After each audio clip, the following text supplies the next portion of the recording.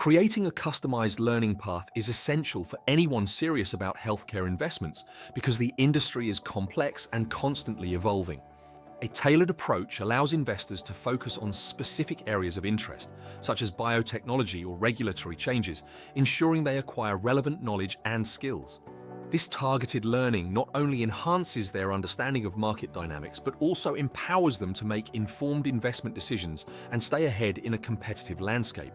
Begin by identifying key areas you want to master, such as biotechnology, regulatory environments, or market trends. Utilize online platforms like Coursera or edX to find courses that align with your interests.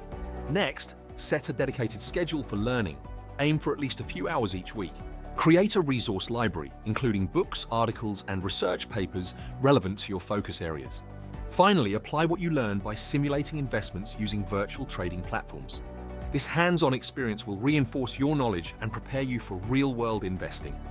For more insights, explore the book titled Navigating the Business Side of Biomedicine and Biotechnology by Rasit Dinc. Thank you for watching.